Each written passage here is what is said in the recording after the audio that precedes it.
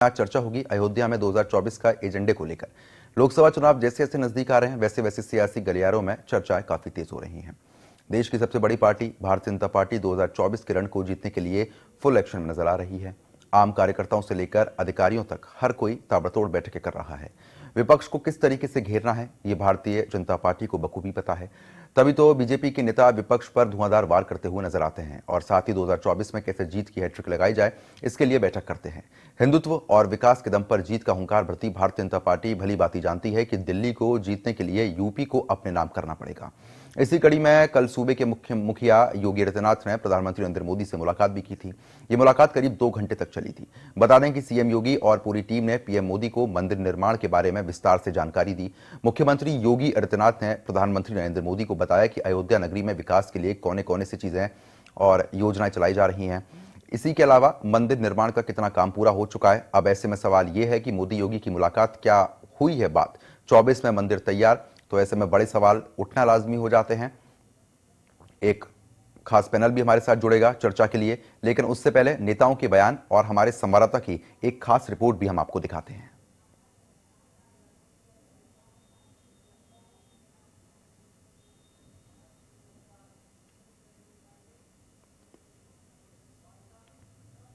देखिए, मुझे लगता है विपक्ष को भयभीत होना ही नहीं चाहिए। जब वो मानते हैं कि हिंदू कोई धर्म नहीं है, हिंदू की आस्था का कोई महत्व नहीं है इस देश में, तो फिर वो राम मंदिर के इस उद्घाटन से, राम मंदिर की कल्पना से, राम मंदिर के साथ जो और टेम्पल बनेंगे उनके बारे में इतने घबराहट क्यों है। मुझे लगता है उन्हें जिनकी मान्यता ही नहीं है, जो हिंदू धर्म से अपने को मानते ही नहीं, जो कहते सनातन कुछ है ही नहीं, और ये सारा गठबंधन जो बना है ये तो कहता है कि हम सनातन विरोधी हैं, तो ऐसे सनातन विरोधियों को मुझे लगता है प्रधानमंत्री मोदी और आदरणीय योगी जी की बैठक को संज्ञान ही नहीं लेना चाहिए। अपना काम करना चाहिए और धर्म को और सनातन को एक किनारे छोड़ के बात करनी चाहिए। देखिए, राम मंदिर हमेशा भाजपा के एजेंडे में रहा है और आप अगर वो दौर याद करिए जब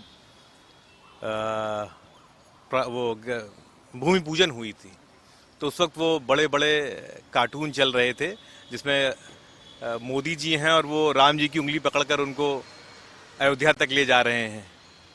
तो ये हमेशा एजेंडा रहा कि कैसे मंदिर को कैश करना है। तो अब तो मंदिर बनकर तैयार हो रहा है, तो अब तो ज़बरदस्त तरीके से उस पर काम होगा ही होगा। जहाँ तक हमारी सूचना है कि वो 1-2 महीने का कार्यक्रम प्राण प्रतिष्ठा का होगा और पूरी तरीके से पूरे नॉर्थ इंडिया को इनगल्फ करने की कोशिश की जाएगी। तो मुझे जो लगता है कि जो संभावित डेट है मेरे ख्याल से 21, 22, 23 जनवरी के आसपास हैं, तो उस वक्त आप देखिएगा, मुझे लगता है दिसंबर और नवंबर से ही शुरू हो जाएंगे।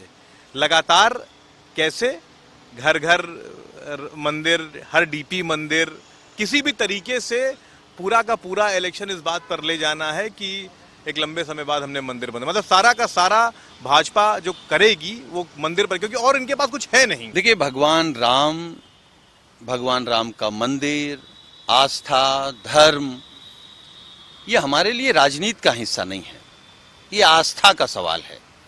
और भारतीय जनता पार्टी हमेशा आस्था पे राजनीति करती है, भगवान राम के नाम पे राजनीति करती है, उनके मंदिर के नाम पे राजनीति करती है। और सिर्फ राजनीति नहीं करती है, घोटाले भी करती है, चंदा चोरी करती है, जमीन का घोटाला करती है, अपने सारे कुकर्म छिपाने के लिए भगवान राम के पीछे खड़े हो जाते हैं। लेकिन भगवान राम ने जो रास्ता दिखाया उस रास्ते पर नहीं चलते। भगवान दिखाया कि गरीब को गले लगाओ, छुआछूत मत मानो, सभी जाति धर्मों का सम्मान करो, उस पर तो नहीं काम कर रहे हैं। तो भारतीय जनता पार्टी भगवान राम के रास्ते पर नहीं है।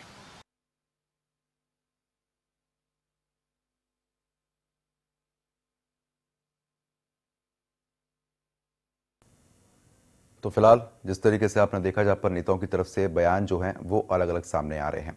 2024 के लिए तैयारी लगातार चल रही है, ये साफ तौर पर देखने को मिल रहा है। लेकिन अब मंदिर का जो जिक्र हो रहा है और जो मुलाकात हुई है वो बड़े सवाल खड़े कर रही है। चर्चा को आगे बढ़ाते हैं। खास मेहमान हमारे साथ जुड़ चुके हैं।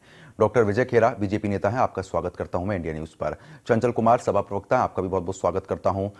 रोहन सिंह कांग्रेस प्रवक्ता हैं, आपका भी बहुत बहुत स्वागत करता हूं इंडिया न्यूज पर। दिवक्राचार्य राष्ट्रीय बाल संत हैं, आपका भी बहुत बहुत स्वागत करता हूं मैं इंडिया न्यूज पर।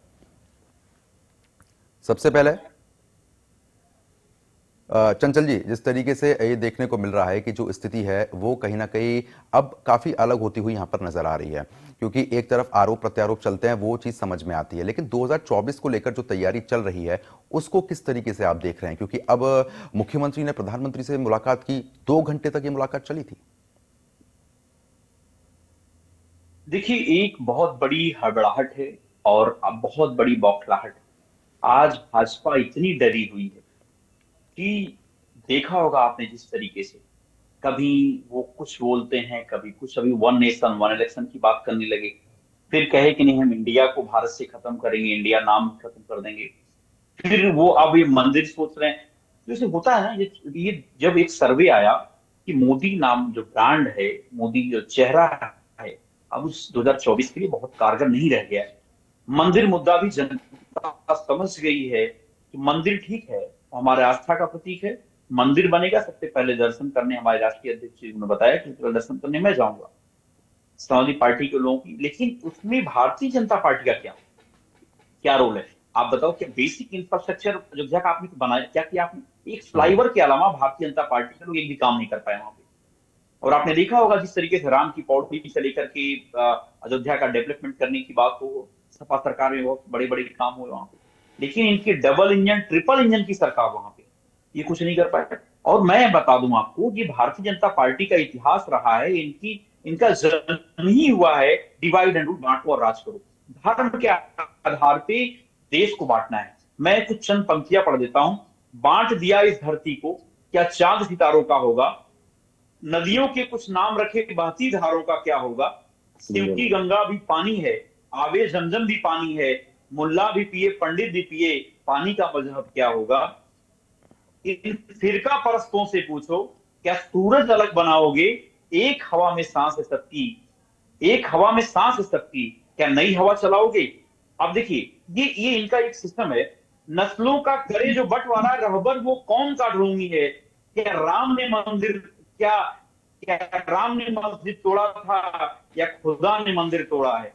तो ये बातें हैं। आप सोचिए कि ये भारतीय जनता पार्टी के लोगों के पास कोई काम तो है नहीं, जो जनता के बीच में वादे करके आए थे 2024 के लिए, 2014 में 60 साल बनाम 60 महीने मांगते थे, अब 120 महीने होने जा रहे हैं। तो अब इनके पास कोई काम तो बचा नहीं बताने के लिए कि भाई क्या काम किया हमने। आपने ये काम किया है कि गरीबों की थाली, गरीबों के पास आज 2 वक्त की 2 झून की रोटी के निवाले आपने छीन लिए। इतनी महंगाई हो गई है, दाल के दाम, सब्जी के दाम, पेट्रोल के दाम, डीजल के दाम, किसान परेशान है। जो भी वादे आप करके आए थे, उन वादों पे चर्चा ना हो, इसलिए आप कभी मंदिर लेके आते हो, कभी वन नेशन वन इलेक्शन की बात करते हो, कभी आपने नोटबंदी कर दी। अरे ये पूरा मजाक बना के रख दिया है पूरे देश का।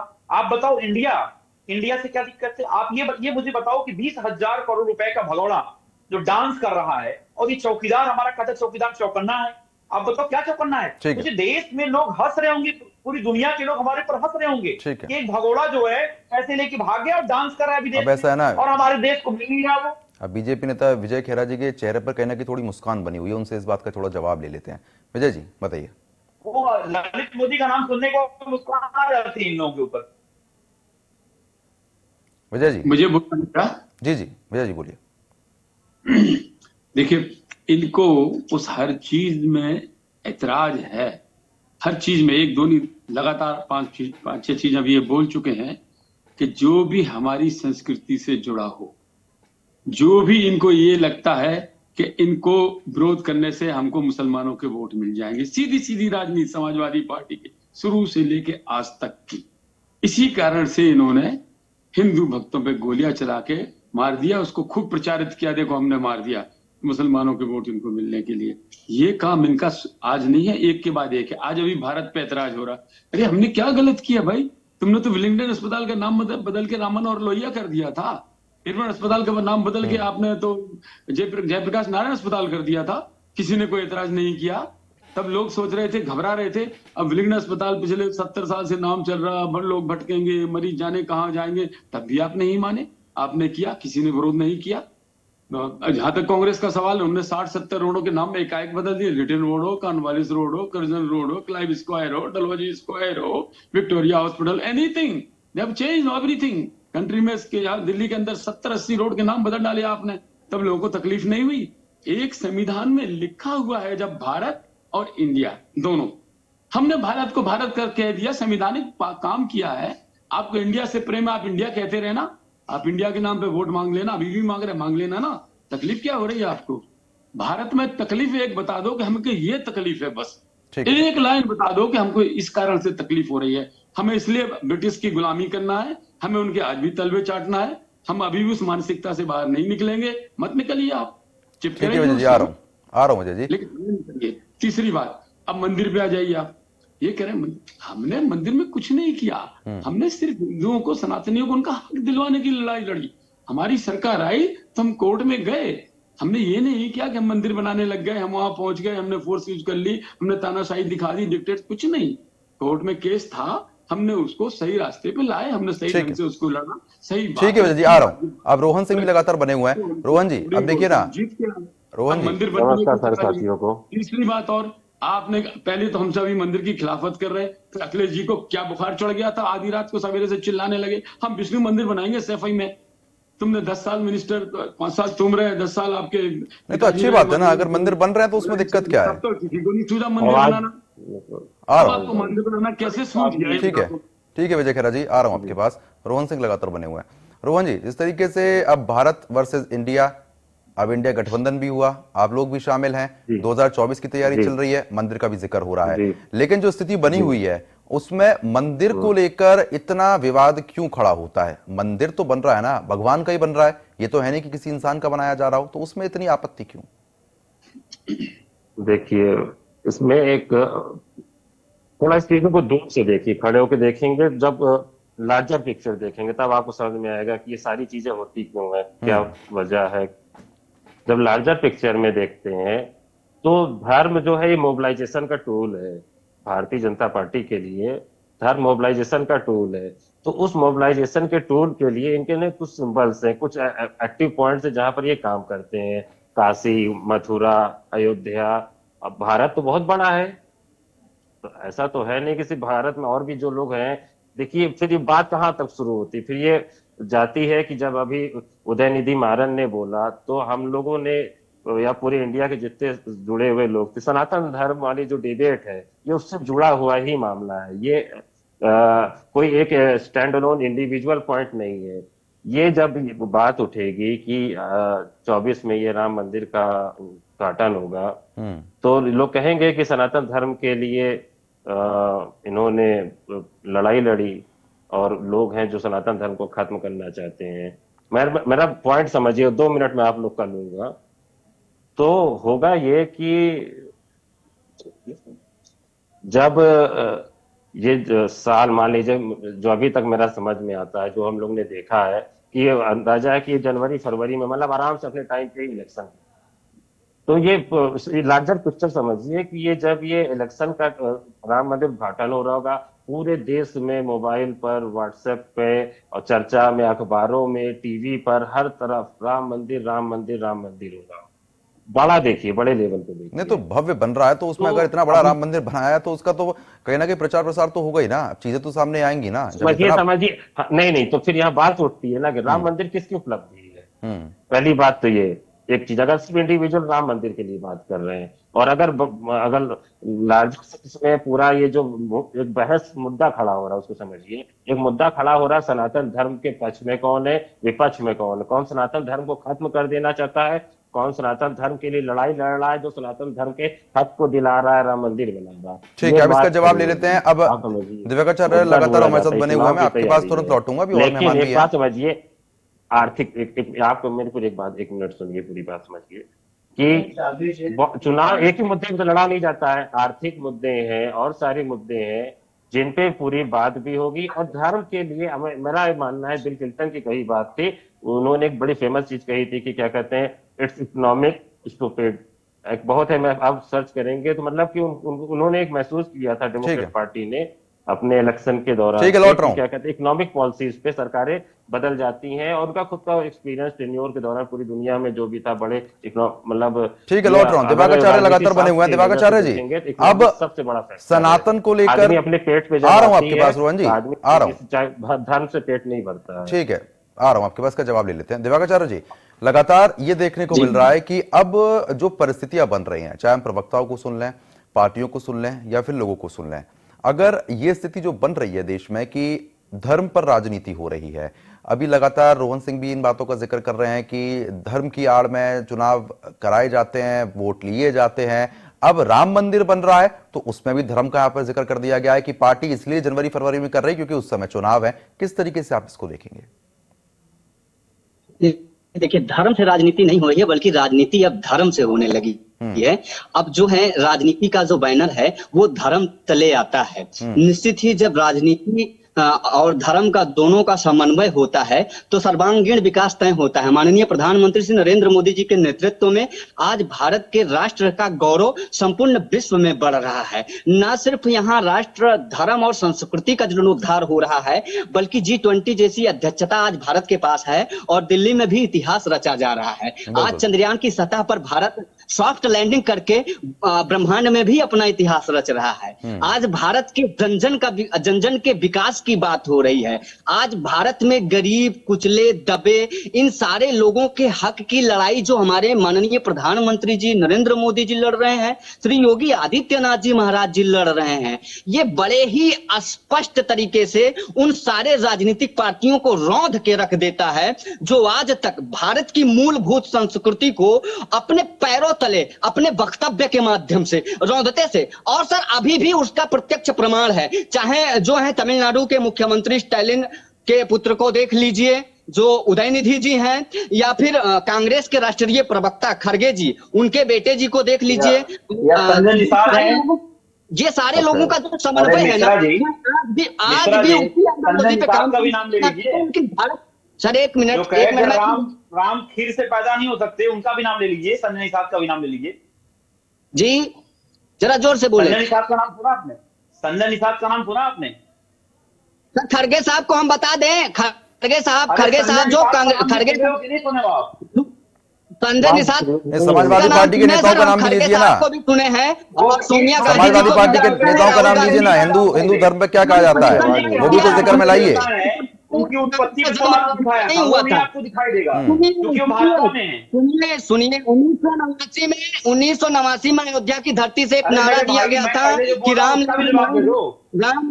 आएंगे उत्तर प्रदेश में यही उसका एक मंत्री कहता है कि राम का अस्तित्व ही नहीं है। अच्छा ठीक है, अच्छा चंचल जी ठीक है, आ रहा हूँ दिवाकराचार्य जी, आ रहा हूँ। चंचल जी एक चीज बताइए, मेरी बात सुन लीजिए, आप मेरी बात सुन लीजिए। सर सोपड़ा साफ हो गया, आखिर कारण क्या था? आखिर 60 साल का जो आपका राजगद्दी सिंहासन था उसे भारतीयों ने क्यों छीन लिया?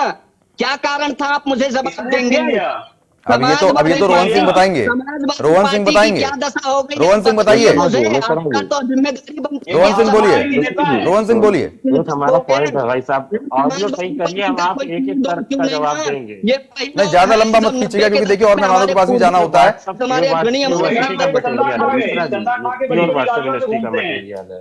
आप अच्छी तर्क वाली बातें करिए, हम तर्क से जवाब देंगे। पब्लिक डिस्कोर्स को हम लोग तार्किकता पे लाते हैं ना, ठीक है, तार्किकता पे बात करिए आप। और जहां रही बात धर्म की, धर्म का जो आप परिभाषा दे रहे, जो आप बता रहे वही धर्म है। ऐसी कौन सा सर्टिफिकेट आपके पास या किसी के पास? मैं आपके लिए तो कह भी नहीं रहा हूँ, निजी तौर पे आप हमारे साथ बैठे हैं, लेकिन ये जो एक लाइन बनाई जा रही है ना कि भारत पूरे विश्व में डंका बजे, बिल्कुल बजेगा, बार बार बजेगा। हम लोग पूरी, अच्छा चलिए आप मान रहे हैं बज रहा ही नहीं बज रहा है विश्व में डंका? युवा देश है। अच्छा रोहन जी आप मान रहे हैं? बात उसकी नहीं है। नहीं आप बताइए ना।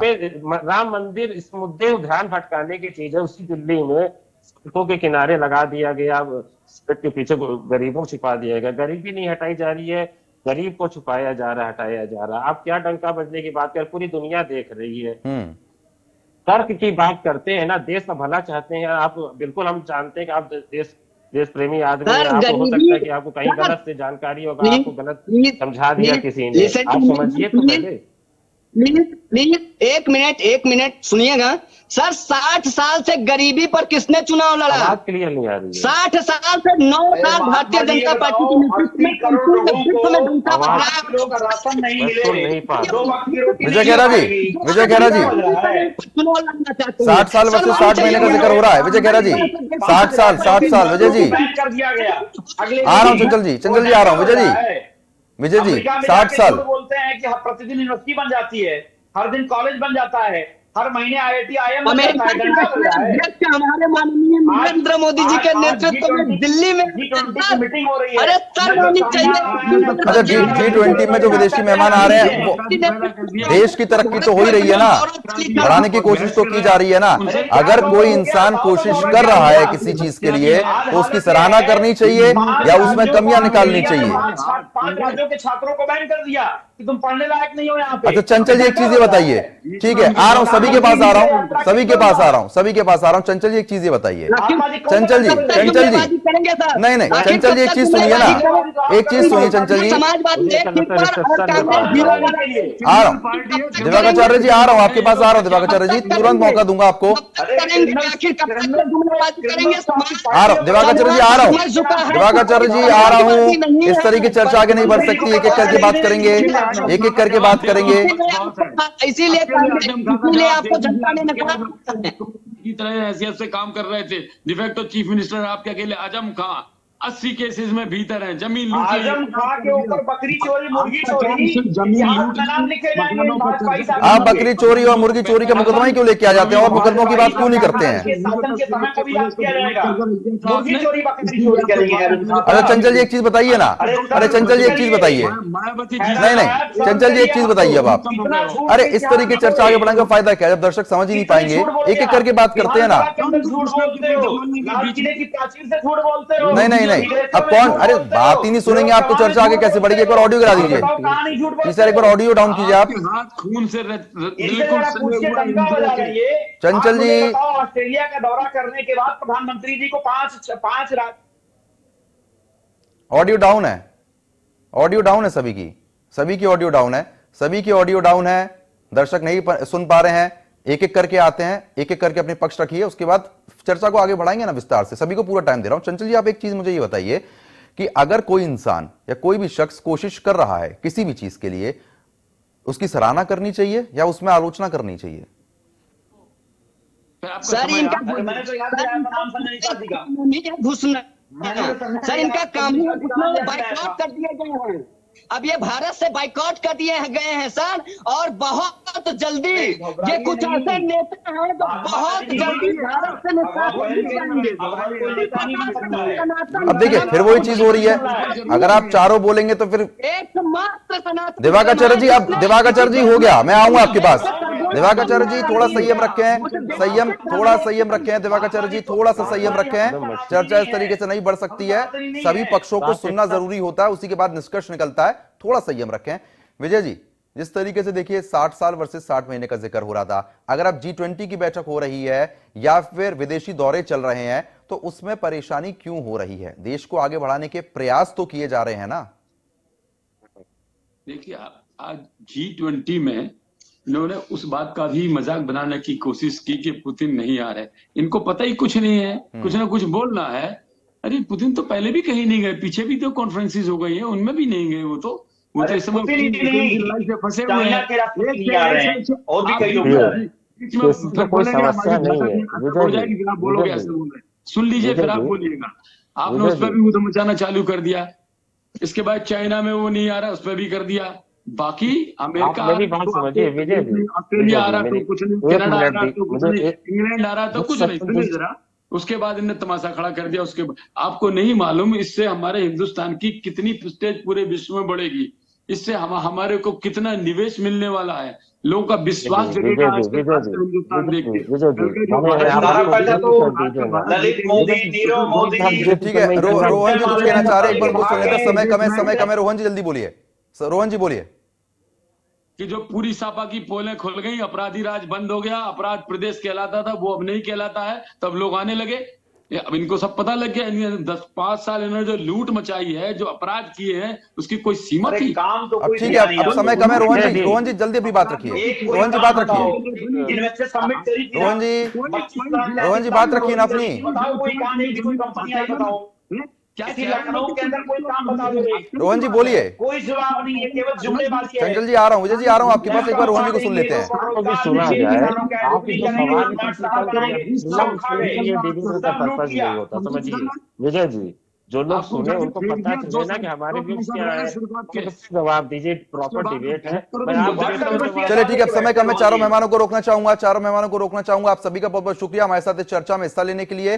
तो फिलहाल जिस तरीके से आपने देखा, आरोप प्रत्यारोप जरूर होते हैं, लेकिन जिस तरीके से 2 घंटे लगभग मुलाकात प्रधानमंत्री और मुख्यमंत्री के बीच चली, उसमें चर्चा क्या हुई, आगे क्या कुछ फैसले होने हैं, 2024 का रण किस तरीके से सजेगा, ये जरूर वक्त बताएगा। बड़ी बहस पर वीकली सिर्फ इतना ही। नमस्कार।